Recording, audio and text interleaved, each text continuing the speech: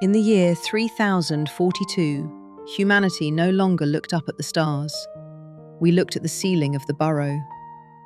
We were a civilization of moles, hiding from a surface world we were told was uninhabitable.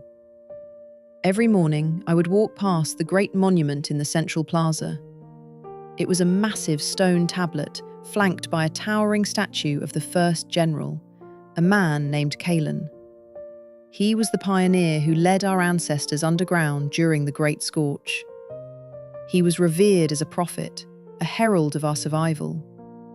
I stopped to salute, my hand brushing the cold metal of the medal pinned to my chest. It was an honor given to me by the council, a symbol of a glorious victory against a breach of tunnel rats 3 years ago. But today, I didn't feel like a hero. I felt like a prisoner. As a veteran soldier of the Deep Guard, I had to devote my life to the safety of the colony. I had to contribute to the survival of the folk who lived in these cramped tunnels. But I wanted more. I wanted to conquer the fear that kept us buried. My father-in-law, Councilman Thorne, did not share my ambition. He was a man obsessed with legacy. To him, the survival of our surname was more important than any military triumph. "Ilara," he had said to me at dinner, his voice stern, "you owe it to your spouse, to my son, to settle down. You are a female of high standing. It is time you ceased this dangerous patrol duty and focused on the next generation." He looked at me as if I were merely a vessel for an embryo, an incubator for a future infant. In our society, a couple was judged by the gender and health of their offspring. Being an heir or a successor to a council seat was the ultimate goal. But I looked at my husband, Jaron, a gentle man who worked as a botanist. He was my intimate partner, my beloved, yet he was caught between his father's demands and my restless spirit. We had no youngster running around our quarters, no juvenile to train, and that made us an anomaly. To Thorne, a house without a child was like a widow without memories, empty.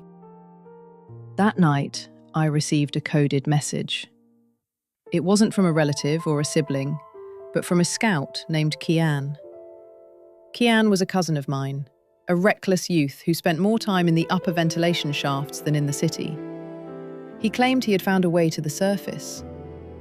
"I need a guard," he whispered when we met in the shadows of Sector 4. "I need someone who knows how to spot an obstacle and neutralize it." We wore suits designed for camouflage, blending into the rusted pipes and grey rocks. We had to move like a spy, silent and invisible. Our objective was to capture data from an old sensory tower near the exit. Kian believed the council was lying. He believed the surface wasn't dead. As we climbed, the air grew thin. We had to crawl through narrow passages, avoiding the gang of tunnel drifters who acted as the unofficial hostess and landlady of the abandoned upper levels. One mistress of the dark tunnels, a scarred woman, watched us pass, but did not sound the alarm. She was an orphan of the lower depths, a maid who had run away from servitude to find freedom in the filth. She knew that anyone climbing up was looking for death or truth. Breaking the seal of the hatch was difficult, but we managed. The light that flooded in was blinding. It wasn't the scorching fire described in the history books. It was sunlight. We stepped out.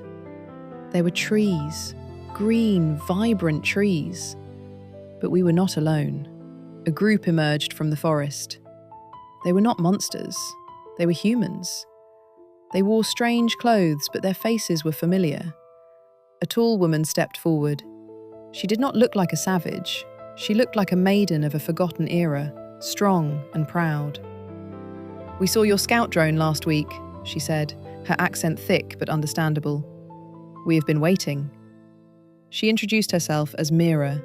She told us she was not an enemy, but a kin. She explained that centuries ago, not everyone went into the burrow. Some stayed. They adapted. They survived. "We are the niece and nephew of the people you left behind," Mira said.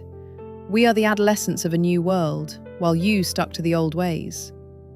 Then, she showed us something that shattered my worldview.